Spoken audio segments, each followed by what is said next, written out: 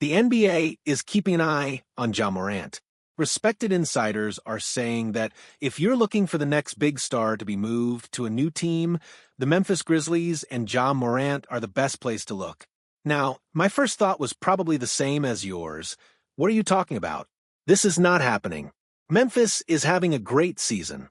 They've bounced back from all the injuries they had last year, and they have a real shot at making noise in the playoffs. They're young, they have a ton of depth, and at the center of all that is, yes, Jaren Jackson and Desmond Bane, but most notably Ja Morant. So, why would there be talk about the Grizzlies possibly moving on from Morant? Well, reportedly, it's exactly that, noise. This wouldn't be a situation where Ja wants to leave. Presumably, he's happy in Memphis.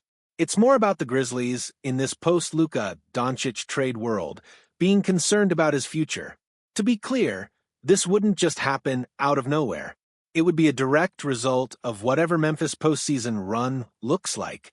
Obviously, if they make a deep run to the conference finals or the finals, and Ja is playing well and healthy, they're not trading him. He's a key piece of the team.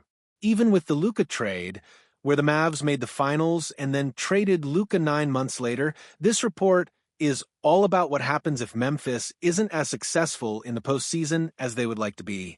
This is dependent on a bad postseason outcome, and if that happens, would they look at possibly trading Ja Morant? Right now, the answer seems to be yes, and that creates a very interesting situation. First and foremost, they're concerned about the fact that Ja is just hurt all the time. He's only played in 32 games this year. He played in 9 games last year after a suspension, and then suffered an injury that ended his season. He's never been a super durable guy. He's never played 70 games in a season. His play style almost guarantees he's going to miss games, and they've been very careful with him throughout the entire season. It remains to be seen whether that's because they're concerned about long-term injury issues or if they just want to make sure he's healthy for the playoffs. But just like in the past, when Ja doesn't play, it doesn't necessarily hurt Memphis. That has been a theme throughout his career. The Grizzlies have always found a way to still be pretty good, if not great, even without him. That has continued this season. Of course, it's not just the injuries. There still has to be plenty of concern about the off-the-court stuff with Ja Morant. We haven't had any issues with him this year, but one of the reasons he was knocked off his pedestal as the next great American-born star, it was just 2 years ago. Now that guy is Anthony Edwards, was the 25-game suspension. He's had multiple run-ins with the league, and there has to be some concern for Memphis in terms of making him the foundational part of their team. This is also not an organization that is just blindly loyal to its star player. This isn't Ja Morant and the other guys.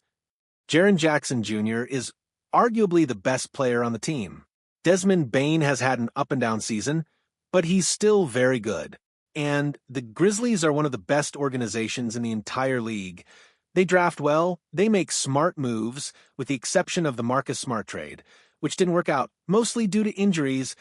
While some moves haven't been fantastic, when you look at this roster from top to bottom, it's one of the deepest and youngest in the league.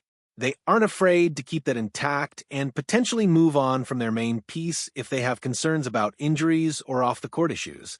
Along with that, over the last 2 years, when Ja hasn't been on the floor, the team has gotten better around him. Jaren Jackson Jr. is arguably the core of the team. Their depth is arguably the core of the team. They've changed the way they play this year, becoming a better half-court offensive team, which was their Achilles heel in the past, especially in the playoffs, when everything was Ja, save us, every possession. Everything was about Ja creating. They've moved away from that, delegating more in terms of how they run their offense, which again makes them rely less and less on Ja. Speaking of the playoffs, when Ja was at the center of everything, Memphis didn't have much playoff success, especially offensively. They were this high-energy team that defended that you didn't want to play in the regular season, and they racked up wins. But in the playoffs, things slowed down.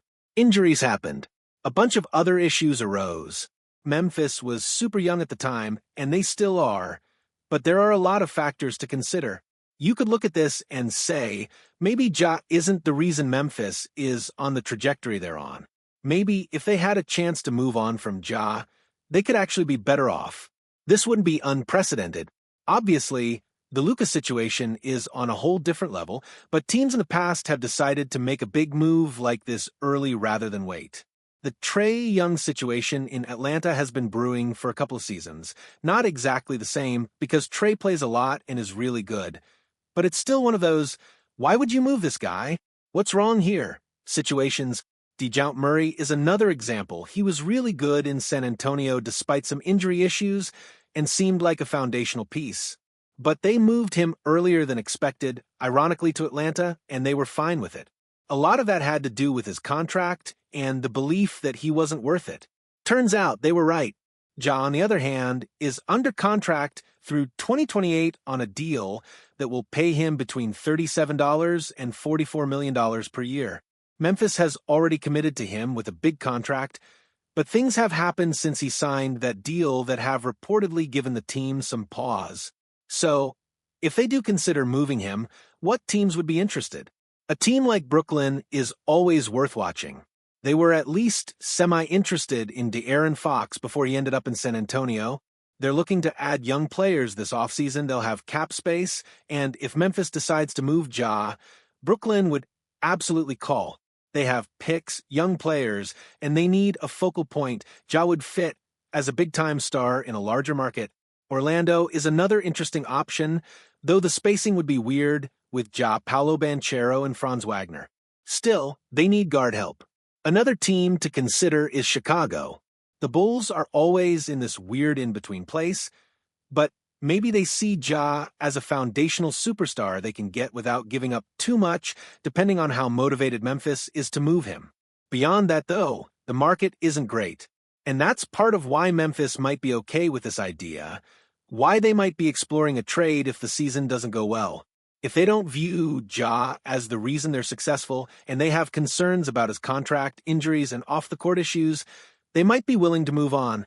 They trust their organization to still build a great team without him.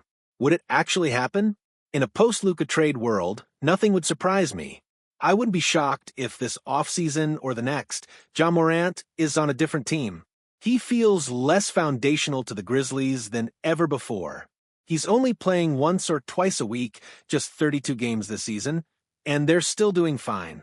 There's an interesting gap between public perception and reality, between how people see Ja as the core of the team and what the organization might actually believe. It's similar to Luka in Dallas. Nobody really saw how fractured things were until the trade happened. Maybe Ja's situation isn't quite at that level, but it could be something similar. And in a post-Luka trade NBA, absolutely nothing would shock me, including Ja Morant getting traded from the Grizzlies.